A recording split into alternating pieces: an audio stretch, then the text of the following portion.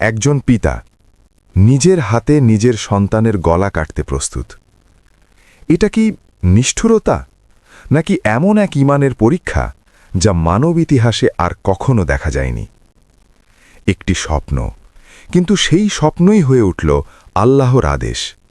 আর সেই আদেশ পালন করতে গিয়ে কাঁপেনি হাত, থামেনি হৃদয়। আজ আমরা জানব কুরবানির সেই বিস্ময়কর ইতিহাস, যেখানে ভালোবাসা আর ঈমানের মধ্যে সংঘর্ষে জয়ী হয় শুধুই আল্লাহর প্রতি আনুগত্য। কুরবানি শুধু একটি পশু জবাই করার নাম নয়, এটি একটি চেতনা, একটি ত্যাগের প্রতীক, একটি পরীক্ষার ইতিহাস। এই ইতিহাস শুরু হয় একজন মহান নবীকে দিয়ে, হজরত ইব্রাহিম আলাইহিসসালাম। তিনি ছিলেন খলিলুল্লাহ, আল্লাহর বন্ধু। কিন্তু এই সম্মান তিনি পেয়েছিলেন সহজে নয়, বরং একের পর এক কঠিন পরীক্ষার মাধ্যমে। আজকের এই ডকুমেন্টারিতে আমরা জানব কিভাবে আল্লাহ তার সবচেয়ে প্রিয় বান্দাকে এমন একটি পরীক্ষায় ফেলেছিলেন যেখানে তাকে কুরবানি দিতে বলা হয়েছিল, তার নিজের সন্তানকে। নীরব মরুভূমি, রাতের আকাশে অসংখ্য তারা। হজরত ইব্রাহিম আলাইহিসসালাম একজন বৃদ্ধ নবী। জীবনের অনেকটা সময় কেটে গেছে, কিন্তু তার কোনো সন্তান ছিল না। অবশেষে আল্লাহ তার দোয়া কবুল করলেন। তাকে দান করলেন এক পুত্র, হজরত ইসমাইল আলাইহিসসালাম। এই সন্তান শুধু একটি সন্তান ছিল না, ছিল ভালোবাসার কেন্দ্র, ছিল আশার আলো, ছিল তার জীবনের সবচেয়ে বড় নিয়ামত। কিন্তু আল্লাহ যখন কাউকে ভালোবাসেন, তখন তাকে পরীক্ষা করেন।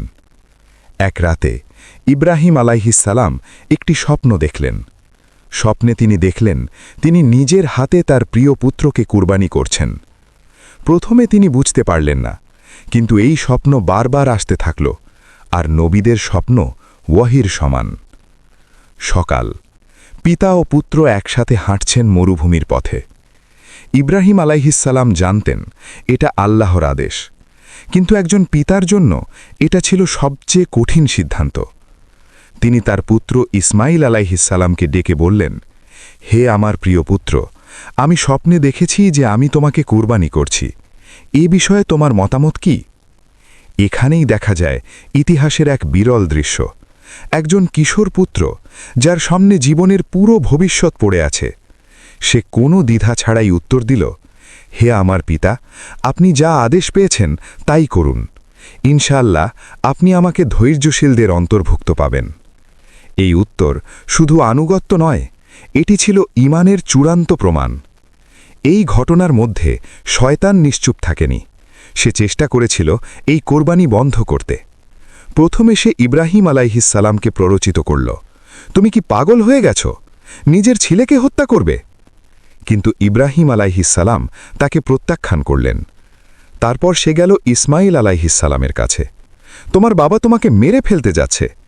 কিন্তু ইসমাইল আলাইহিসসালাম বললেন, এটা আল্লাহর আদেশ, আমি তা মেনে নেব।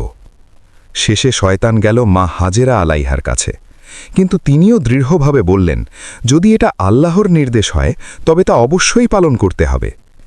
এই দৃশ্য আমাদের শেখায় একটি ঈমানদার পরিবার কিভাবে শয়তানের সব প্রলোভনকে প্রত্যাখ্যান করে। কুরবানির স্থান, নিস্তব্ধতা, হৃদয় কাঁপানো মুহূর্ত। ইব্রাহিম আলাইহিসসালাম তার পুত্রকে নিয়ে পৌঁছলেন নির্ধারিত স্থানে। তিনি ছুরিটি ধার করলেন, কিন্তু তার হৃদয়, তা ছিল আল্লাহর প্রতি পূর্ণ বিশ্বাসে দৃঢ়। ইসমাইল আলাইহিসসালাম বললেন, হে পিতা, আমার হাত পা বেঁধে দিন যেন আমি নড়াচড়া না করি, আমার চোখ বেঁধে দিন যেন আপনার মন দুর্বল না হয়। এই কথাগুলো একটি কিশোরের মুখ থেকে মানব ইতিহাসে সবচেয়ে শক্তিশালী ঈমানের সাক্ষ্য। ইব্রাহিম আলাইহিসসালাম তার চোখ বেঁধে নিলেন, ছুরিটি গলায় রাখলেন। চরম উত্তেজনা, নিঃশ্বাস বন্ধ হয়ে আসা মুহূর্ত। ছুরি চালানো হলো, কিন্তু কিছুই হলো না। আল্লাহর আদেশে ছুরি কাজ করল না। ঠিক সেই মুহূর্তে আল্লাহর পক্ষ থেকে ডাকা হল, হে ইব্রাহিম, তুমি তোমার স্বপ্নকে সত্যে পরিণত করেছ। এটি ছিল এক মহান পরীক্ষার সমাপ্তি। তারপর আসমান থেকে পাঠানো হলো একটি দুম্বা, আর ইসমাইল আলাইহিসসালামের পরিবর্তে সেটিকেই কোরবানি করা হলো। এই ঘটনা প্রমাণ করে আল্লাহ কখনো তার বান্দাদের ওপর অন্যায় বোঝা চাপান না। তিনি শুধু পরীক্ষা করেন কে তার জন্য কতটুকু ত্যাগ করতে পারে।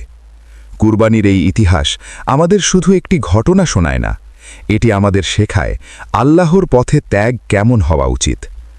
আজ আমরা পশু কোরবানি করি, কিন্তু আসল প্রশ্ন হল, আমরা কি আমাদের অহংকার, লোভ আর পাপকে কোরবানি করতে পারি? ইব্রাহিম আলাইহিস সালাম তার সবচেয়ে প্রিয় জিনিসকে আল্লাহর জন্য ছেড়ে দিতে প্রস্তুত ছিলেন। আমরা কি আমাদের জীবনের সবচেয়ে প্রিয় জিনিস, যা আল্লাহর অপছন্দ, তা ছেড়ে দিতে প্রস্তুত? এই গল্প আমাদের শেখায় সত্যিকারের ঈমান মানে শুধু বিশ্বাস নয়, বরং সেই বিশ্বাসের জন্য ত্যাগ করা। আসুন আমরা এই কুরবানির চেতনা আমাদের জীবনে ধারণ করি, শুধু পশু নয়, আমাদের অন্তরের খারাপ দিকগুলোকেও কুরবানি করি।